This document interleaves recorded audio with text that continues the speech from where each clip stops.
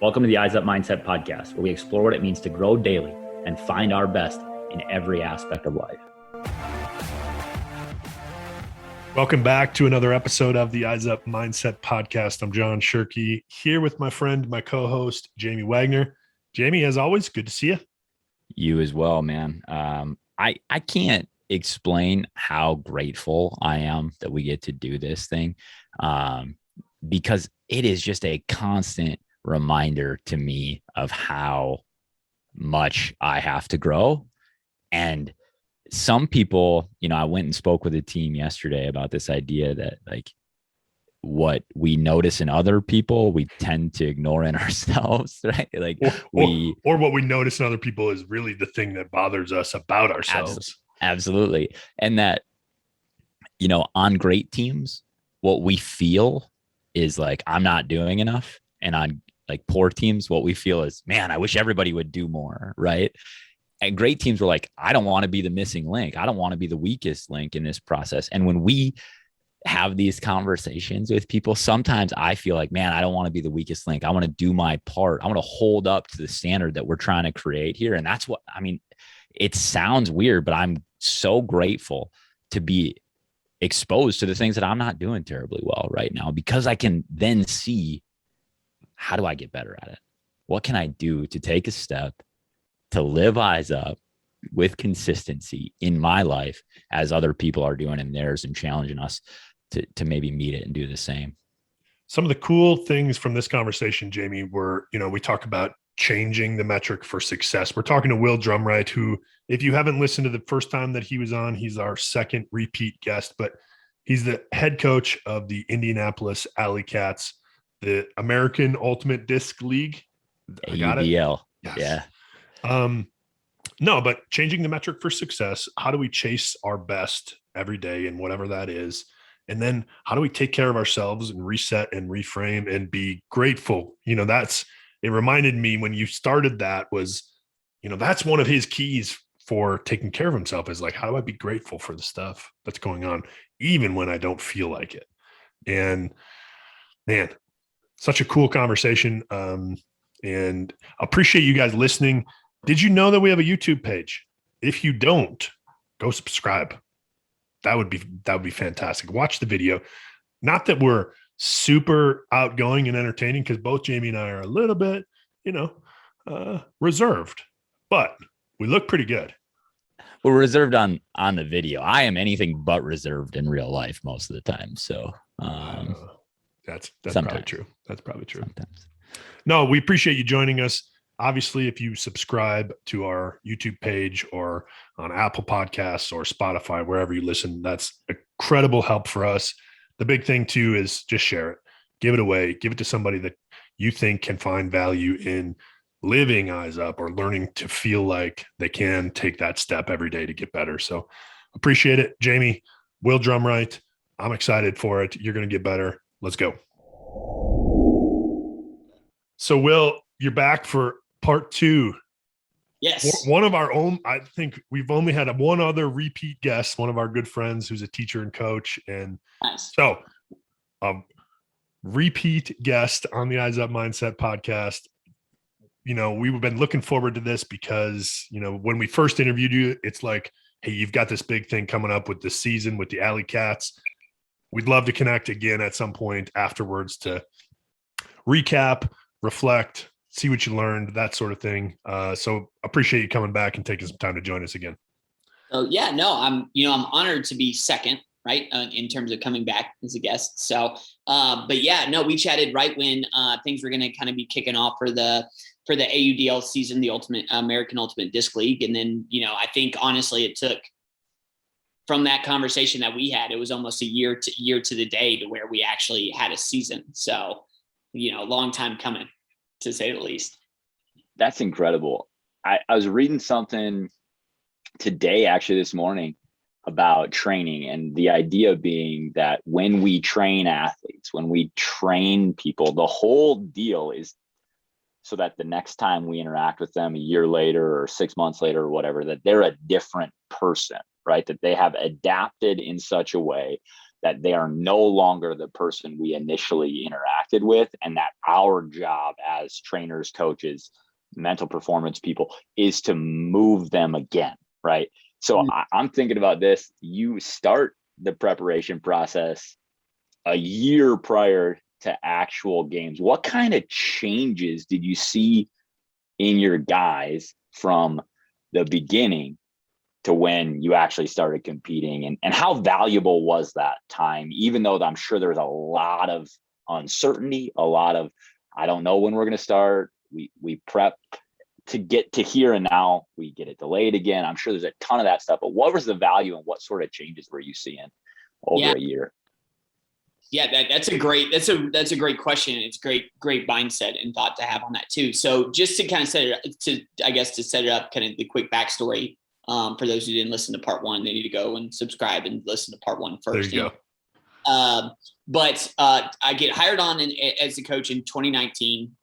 We do our put together the team for what was going to be the 2020 season. Obviously, COVID shut everything down, so we didn't have a season. However, the team I picked was, 2020 was very much a reflection of the 2019 team that had made it to the Final Four, lost in the semifinals in a very close game, had been the most successful team that the franchise has ever seen. So the team coming into 2020 was very much a reflection of that team, with some newer bodies and faces that we thought was going to set us up to be one of the, again, trying to build off that success and take us to the championship game. So that happens. COVID shuts everything down. We say we're going to hold off, or the league says, hey, we're going to postpone things at that time. And it kept being, postpone until finally it got canceled. And so it was interesting during that season because there were bits of hope that were sent out of like, hey, we think we're going to try and have a season or have a bubble experience, like a tournament. So I kept telling guys, hey, get up, get ready, get prepared, start retraining your body to get in shape, because we've all been sitting around for 4-6 months at that point in time. So, kind of kept getting everybody amped up until finally it just came, hey, it's not feasible. It's just not responsible to try and do right now. So that, 2020 season was a wash.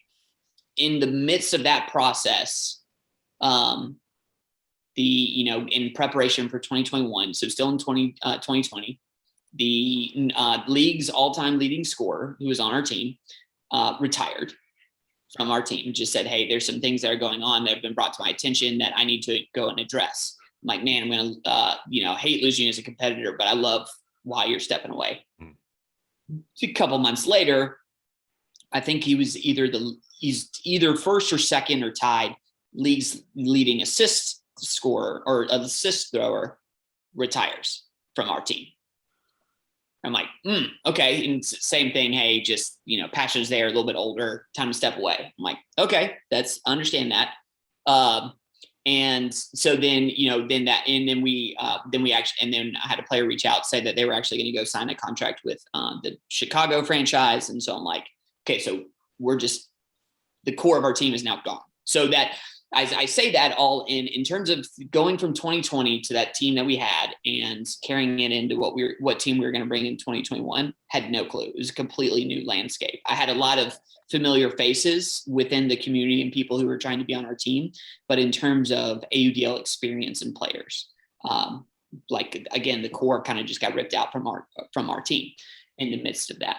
So how did you have to approach it any differently, or what did you change from your perspective? I know, being a coach, you have experience coming back. All of a sudden you don't. Like, how did you change or adjust, or what did you do differently in that situation?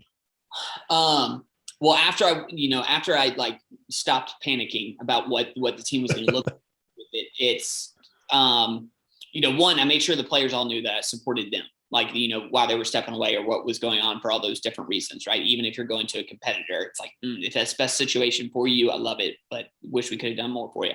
But, kind of approaching it as a coach, strategically going, okay, hey, then what we're going to do is, instead of we're going to try and fill the roles that those three individuals brought to the field.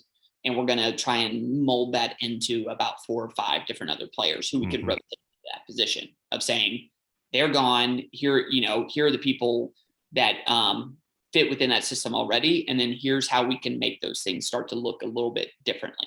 right? And so we, kind of expanded our look in terms of what we were trying to look at offensively.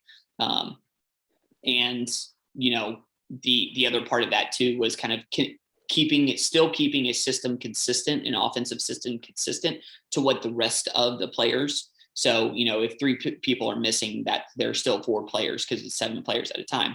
So that 4 people could come in and teach that system very succinctly to everybody, and then get on the same page, kind of going in from there. So keep the system the same, but look for different types of strategies and different players that can kind of go in and change up that look. So I'm assuming that there's a set of expectations, because the 3 that were there probably played a lot and then had long-standing sort of roles, and their role was very clearly defined. Now you say instead of 3 people doing that, we're going to have 5. How do you 4, 5, 6 potentially that are going to be rotating into that? How do you prepare them mentally to say the role that you understood because it was that person no longer exists? You're gonna fill part of that role with someone else. You know what I mean? How do you prepare that understanding for an athlete to say, that role isn't the role that is going to be filled. We can't replace that person. They're all-time leading goal scorer. Like, we can't do one person to do what they do. What kind of conversations are you having around that? Yeah. And that's, and honestly, that was one thing that I didn't do very well with the offense of, like, I made it very clear. I was like, hey, we are not trying to replace, one of the guys' names was Cam Brock. We are not trying to replace a Cam Brock. And then in same thing, we're not trying to replace a Keenan Plu. Those are the players who stepped away. But what we're saying is coming into, okay, this is how the offense works. This is where we're shifting people around to be able to understand, hey, this role that was this person, this is what you need to dictate. What are you looking for? Having that conversation between the teams and saying, and then allowing them to redefine what the roles are going to be and saying, okay, hey, so if I'm in this position, this is what I need to be doing. And being able to, go and flow from there, like understanding, hey, this is a primary role, this is a secondary role, and then allowing the conversation to happen between the players to allow that to happen, of saying, okay, hey, this is what this needs to look like, right? Because early on and through the most of the season there, while we were trying to work on that, there was still from the people who are doing it was like, no, you need to do it this way. And it's like, well, and they like, that's when the conversation's like, well, now we're trying to replace rather than saying where we need to go through and enhance. And so it took a little kind of butting heads, just because people are kind of so familiar with the system. And when you're trying to make little nuanced changes to it, it makes it, some people, it makes it tough to want to, feel comfortable and trust that change. I love that you incorporate the players and kind of let it happen organically, right? Because I think that's the only way. Yes, you're an Alabama fan. So Nick Saban can say, this is how we do it. This is the role. And even they adjust to the player and the role and the expectations. But there are some situations where you can say, this is what we're going to do. This is what I need you to do. But most of the time, whether it's your team, I was just thinking about, like, in business, when we have people who change jobs or they leave and we hire somebody else, it's like, well, the person who left was a really good public speaker. They were really organized and they really did this well. So we want the next person to do those same things, but that might not be their skill set. And so how do we incorporate that into the team and look at the rest of the pieces that we have coming back and say, okay, this is going to be a whole new product. And I love, you said throughout the season, you're trying to figure it out, and it's growing and it's changing and it's evolving, and that's hard. So how do you kind of keep morale up, redirect, reframe for those people in that process where it's like, there's some growing pains here, but we're going to get to the place where we need to be eventually if we trust it. Yeah. And that was kind of like a season long theme of like a challenge, because again, we're trying to replace these individuals. And then honestly, more than half of our roster in 2021, probably of the 30 that we rostered, probably 15 or 16 had never played in an AUDL game. So we already knew that we were young, but they're coming in bringing a bunch of different experience. And I said, oh, we've got some young, experienced players who are going to come in and fill that role. Naive assumption as a coach, because there are some guys, like some of our guys who have played in high level club or collegiately. I mean, there are a couple times where their eyes got a little wide early in the season. We're like, oh, this is different. Right. And kind of going in from there. So, it was unique because starting in this season, the message was like, we aren't backing down because we were the reigning, central champion, central division champion. I was like, we're not backing down. It's still our crown until they take it. So, we have some new faces, so we just have to be willing to understand that, hey, I forget exactly what the phrase I used, but it was like, new team, same results, right? Like that's what we're chasing. And so that was the whole purpose of kind of going in from there of saying, and the great thing about it was that it allowed us to get different looks at people early on our team that we maybe wouldn't have, because we knew what our offense was going to be in 2020. 2021, we didn't know what it was going to be. We didn't know what our defense was going to be, but it allowed us to put people in different positions to see where players could stack up to be on the team that's going to give us the best opportunity to win in different situations. So we start out this season kind of playing, like just with that idea of like, I stayed away from the word rebuilding because I was like, no, we are not rebuilding. I'm not conceding that fact. Like I'm like holding my ground on like, this is not a rebuilding team. And the players bought into that. I think that's a disservice to the people that are coming back and the people that are there. Cause it's just that word. And, we talk about how the language we use a lot, but like that phrase alone is like, no, we're not very good. Right. Yeah. And we're going to devalue you and the experience that you have and the skills that you have and who you are as a team. But sorry, I didn't mean to interrupt you there, but go ahead. Yeah, well, and that was why I stayed away from it, because yeah, it was a weird but a unique connection, because where it was like I was the old guard of people who've played for the team, all the way for some of them all 10 years, right? And a few of them that I played with six years ago is now we're bringing in these new faces who are going to transition. So I thought bringing them together, I'm like, oh yeah, that's going to work. We can still be a highly competitive team and kind of going from there.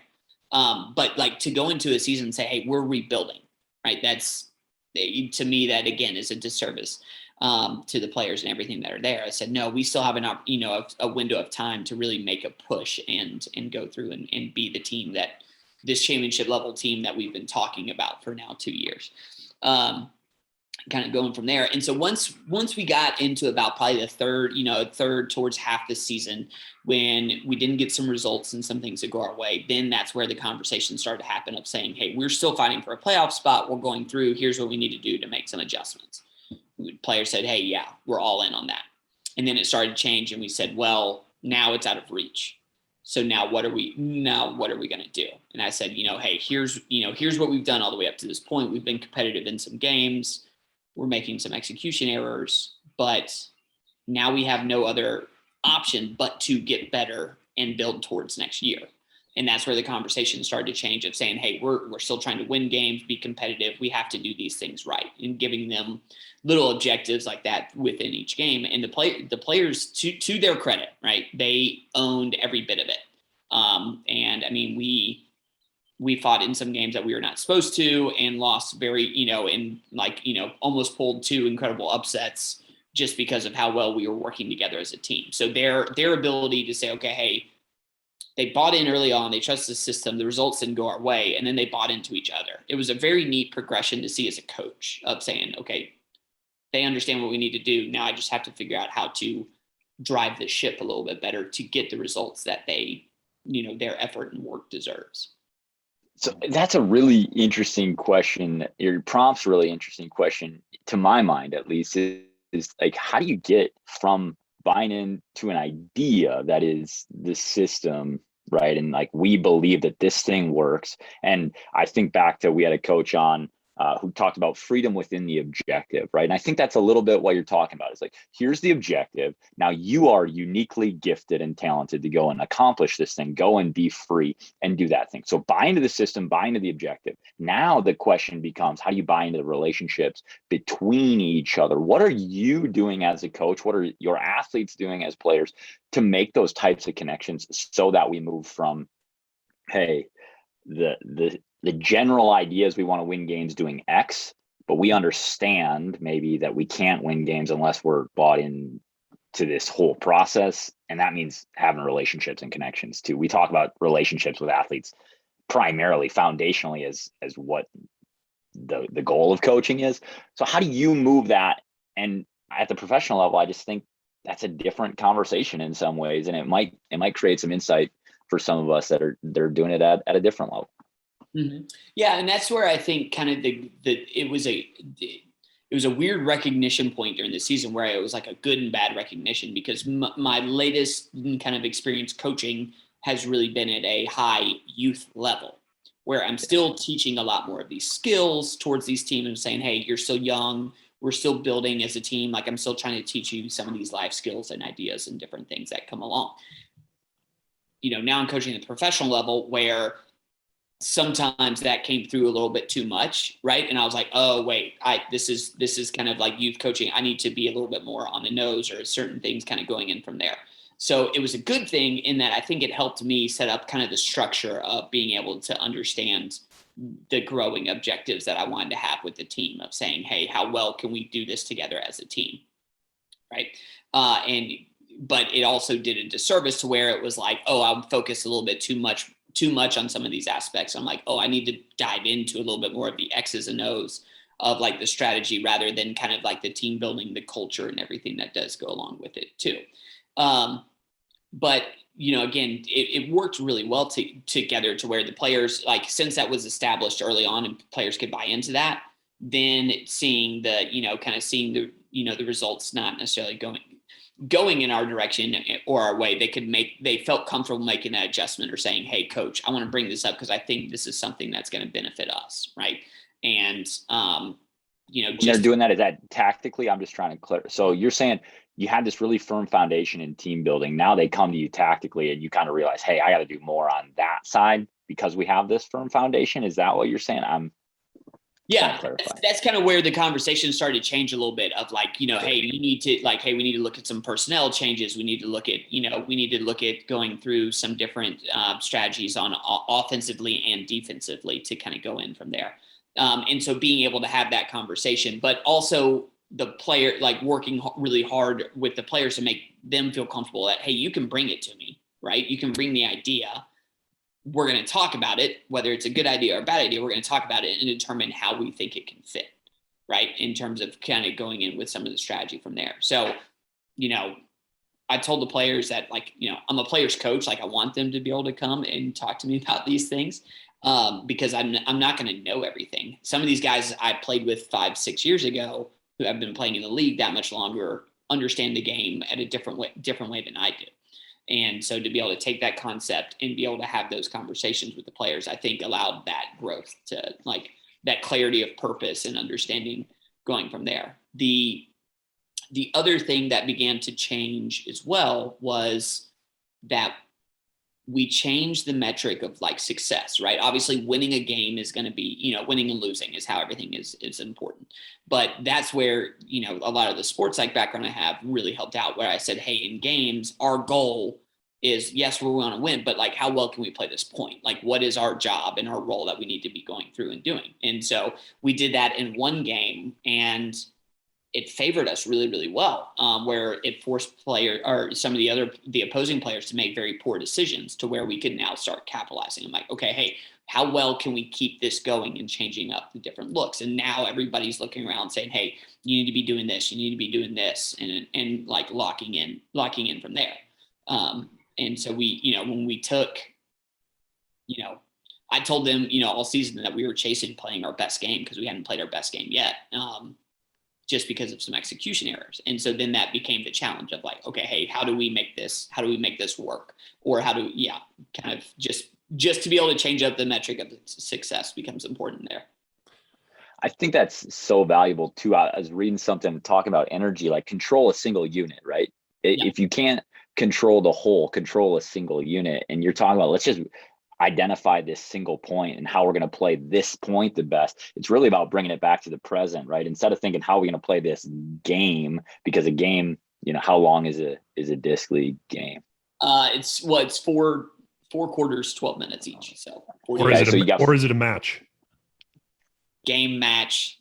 I just want to make sure. Soccer, football, we don't know. But instead of saying, when it comes to the lingo. So instead of saying we're going to play these 48 minutes, let's play this rotation, let's play this shift, let's play this point, and then let's start extrapolating. Can we do that with consistency over time to add up to 48 minutes? You know, I used to listen to a podcast with Michael Lombardi, who was the GM of the Jets, I believe, and the Patriots and the Browns. Like, he had a lot of service, and he talked about teams being 60-minute teams, 55-minute teams, 50-minute teams. You know, it's like, it doesn't matter where the 5-minute lapse is. You know, when they hear me say 55 minutes, they think they fall apart the last 5 minutes of the game. No, 5 minutes somewhere in the game, there was a breakdown, and that costs the game. You know, so if you can stay present and be in the moment to win a single point, can we control this single unit of time? Now we have the capacity to layer that, stack those up, and really get these small wins that turn into big wins. Obviously, that's a mental performance, wonderful approach, but to see that in real time is pretty cool, I would think. Yeah, and it really is, in terms of kind of just being able to put that whole game together, because there would always be a moment in a game. My mentor calls them hinge moments, right? That help determine the outcome, right? I think y'all have talked to Dr. Bell. We have. Right? Yeah, absolutely. So, and there would be those moments, and I can go back in many of those games and saying that was the reason why that result didn't go our way. And that was frustrating, because a lot of it ends up being execution. And as a coach, like, I'm wanting to own that so much for the players, like, and let them come back. But that was being able to work through that with the momentum of, like, what it means to be a 60-minute team. It means that not letting, say, a mistake in the first quarter define you, which I had a lot of our conversations with some of our players where I'm like, hey, you're letting that completely destroy the rest of your game. And that was a hard thing to work through, of saying, hey, the downs are very much a part of the ups during any sort of game. It's not going to be perfect, but here's where we need to do. So one of the things we talked about was moving away from a perfection mindset to a progression mindset, of just saying, hey, we're trying to progress and build momentum through the game. Play doesn't work for us. How are we gaining it back, and what adjustments are we making, rather than going, I had a very candid conversation with a player during a game. I said, hey, you can have the pity party as long as you want, but until, like, as soon as you step into our locker room at halftime, you have to be locked in, and to be able to go through and having those conversations to allow some athletes understand that if it doesn't necessarily work, like if it works against you or if it's a bad play, then being able to come back from it, that recovery is part of playing a 60-minute game. Yeah. Well, and 55-minute teams win a lot of games, when you like, and 50-minute teams win a lot of games. But I love the concept. You said chasing our best game throughout the season. And then Jamie, you kind of took it there, but like, what if we extrapolate that to our life? Like, I'm going into a meeting in an hour. What if I'm chasing my best meeting next hour? Like, what does that mean? Right. And the hinge moment too, like, there's always, in conversations and meetings and days, whatever it is, I think breaking it down in that perspective is really powerful. Will, how about for you? I know you've done a lot of reflection. When I reached out to you and said, hey, are you ready to come back on? You're like, give me a couple of weeks. I'm still sorting through some stuff, and I totally understand that. But how about for you, as personally, as a coach, what did you learn about yourself, and what might you do differently or apply moving forward? Yeah. Well, so for those not familiar with, again, the league, so we ended the season 3-9, not good enough to advance, go anywhere. And just a really kind of frustrating and in my eyes, a disappointing year, because, I had high expectations for our team. But it just didn't come together. But yeah, so we're, as we're talking today, actually it's a month to the day of when our last home game was, our last final season game. So this last month, a lot of time reflecting on a lot of what I've already brought up, the idea of like, okay, hey, how do I change my mindset as a coach, in terms of kind of going into it, dealing with some of the needs and kind of going in from there. But, and that becomes a lot. But a lot of the reflection points, and I've had a couple of conversations with some of my athletes, I tried to give them some space and them, giving me some space as well. Just because we spent 11 weeks together, basically best friends. with everything. But reflecting back, some of the strategy within the games are some things to be able to make the adjustments, kind of being comfortable and being prepared to how to make those is a big thing that I've really got to work on and address as well from there. But from a coaching standpoint, one of the things that I think that reflected on a lot was coaching as a profession is an incredibly tough profession. It's wonderful and it's awesome because there are so many ways that you can get feedback and you're helping these athletes. Like there are so many times this year where I just got so excited as a coach because I saw a player do something that I was like, man, I knew I saw that in you, but I didn't really see it that way. Holy cow, that like you just blew my expectation. And like those are moments that I love. But when you lose games, there's nobody to talk to. Right. Nobody to, I say that because my players come up and talk to me about it. Like, how are you doing? And I'm like, I'm mad. I'm frustrated. And then we had talked through it and it's, I forget the exact quote, but when you lose, everybody has the right answer. And so, I'd listen to it, listen to the players and certain things, but to like, when you go home after a loss and like, you're just like, you look at your dog and you're like, well, this stinks. That's a very tough and like, it can be a very dark place. Right. And so that was one of the things that I started to pay attention to, which I thought was unique as a coach, is like, okay, what's going on kind of with my, my own mental health as a coach. And then all of a sudden, I can't help but like put my work hat on at the same time and go, how do college coaches handle this? How do pro coaches handle this? And, and I'm like I'm coaching on I'm coaching at a very small professional level and these guys are doing it. And I'm like, wow, that is tough. And so, I messaged a colleague who works with, within a college. I said, hey, I hope your coaches really take advantage of what you do because more coaches need this. Because if coaches feel, the way I do, where you're sitting at home, like I'm staring at a blank TV, like watching the game over in my head going like, yeah, this is tough. This is a very emotional experience for some coaches. Right.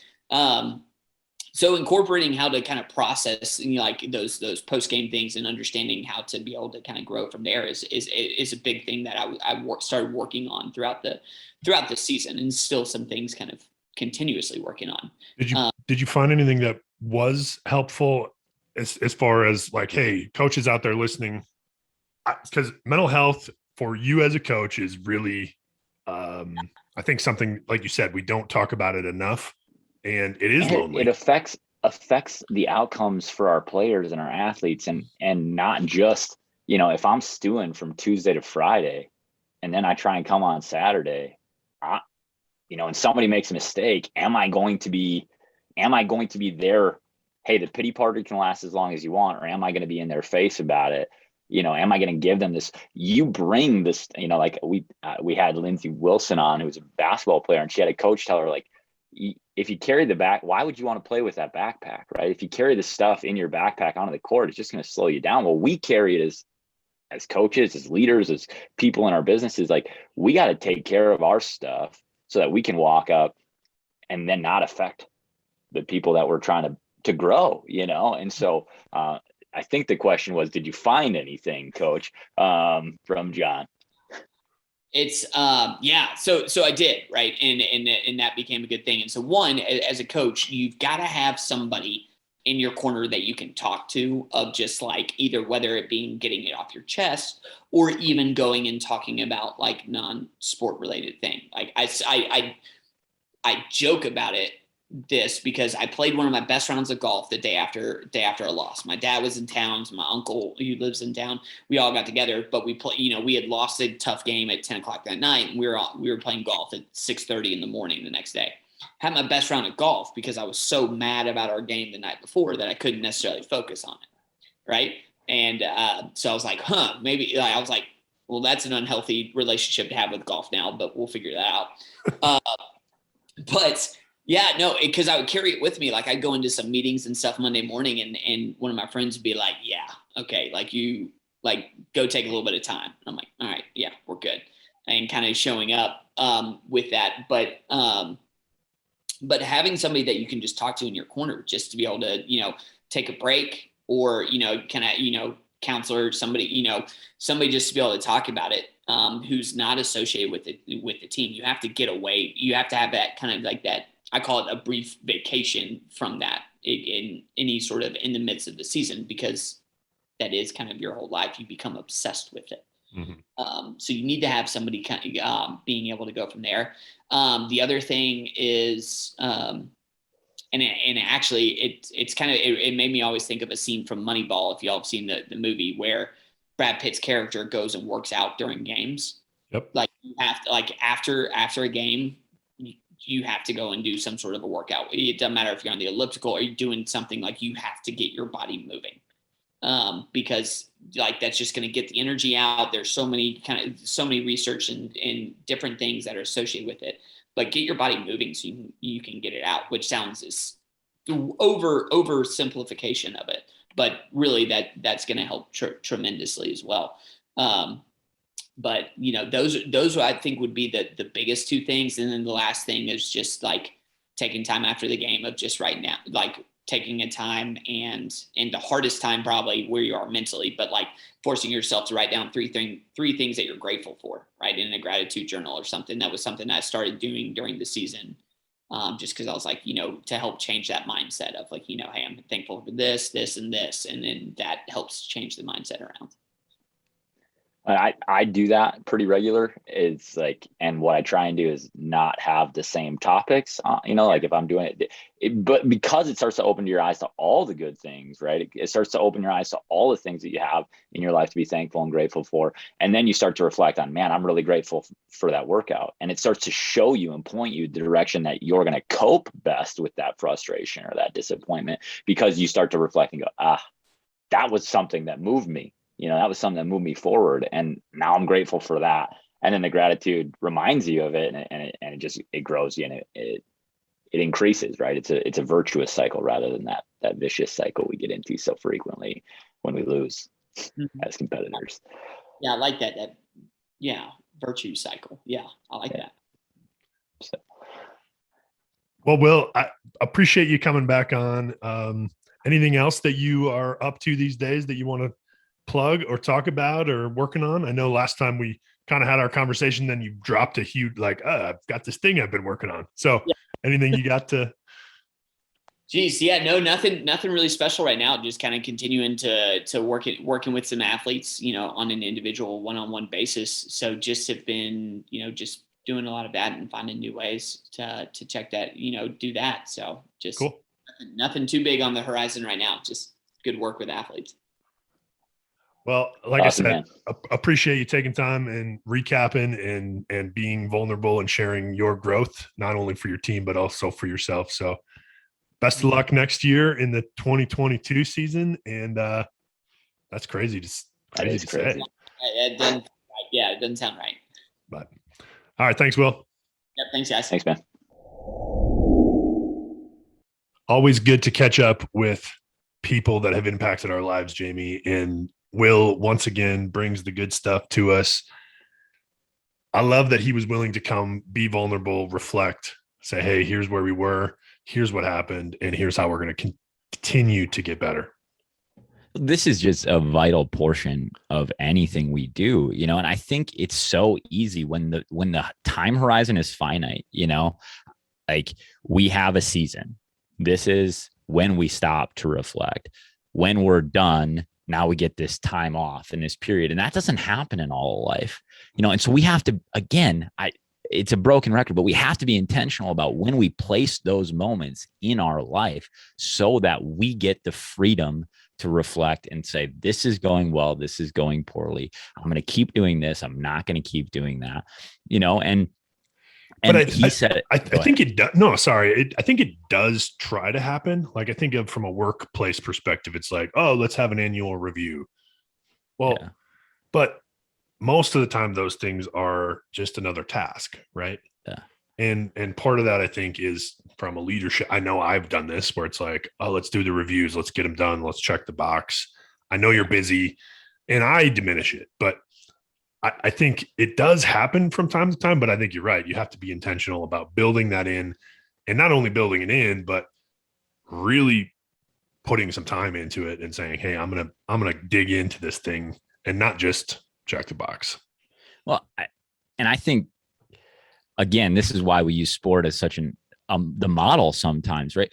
Think about, Coach said during the interview, I have a professional athlete have thrown a pity party for themselves because they made a mistake in the first quarter, right? Now, that is a conversation in and of itself. Any coaches out there that are frustrated with your 15 or 16-year-old throwing a pity party, it happens at every level, in every organization, at every place.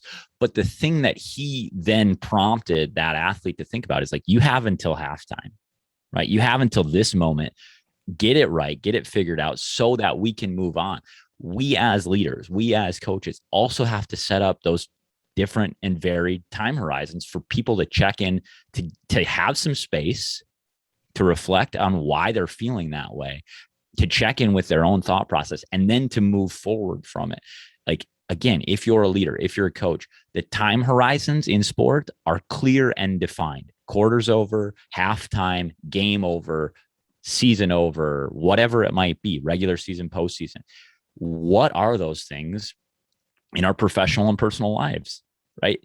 Do you have clearly defined time horizons? If you do not, start there. That is, take a step broken down into something really tangible. And I was just thinking about how, the vulnerability that you talked about, absolutely necessary when we take those moments to reflect.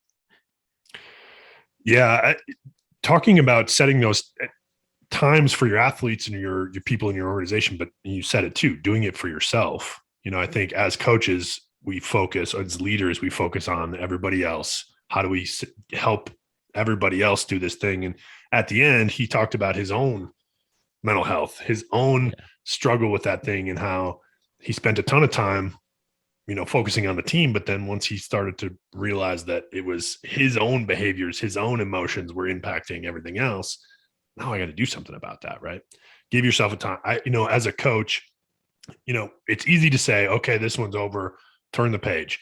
Maybe that's enough for you, but it might be, hey, I'm going to take tomorrow. If it's Friday nights, because you're a football coach, by noon on Saturday, I'm done. I can feel as bad. I can be mad. I can be angry. I can do all those things, whatever I need to do. But at noon, that's my stop. I'm moving on. Reset. How well do we do that when we win, right? I mean, I think we do it much, much better when it's been successful. Absolutely. We say, oh, okay, noon on Saturday, I'm on to the next game because I got this energy, I got this juice from the win last night.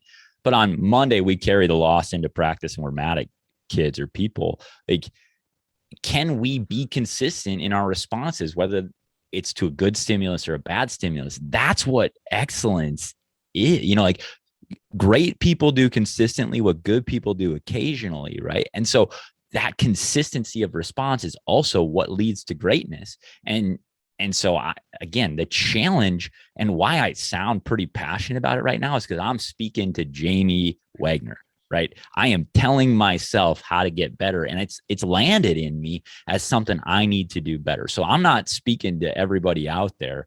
I'm saying, Jamie, do this better.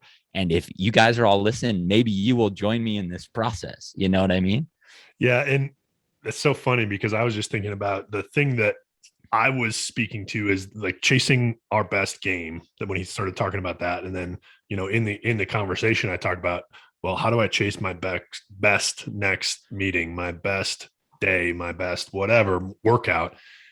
And that's what hit home for me. Right. Sure. And so for you out there listening, we appreciate that you join us on this journey of us getting better. And we know that not always the things that land for us land for you. So we'd love to hear from you. Shoot us an email, eyesupmindset@gmail.com. Just let us know what landed for you. What was your takeaway? Because it's really important to have it be something that's for you, not just, because again, we see it through our lens, Jamie, and it's not always for the rest of the world. But yeah, it's amazing stuff. This is why I love what we do, because it reminds me to be purposeful and to get specific and to be intentional about what is going on in my life. And then we get to bring it to you guys also. What a gift. Appreciate you listening. Appreciate you, Jamie. And as always, live eyes up.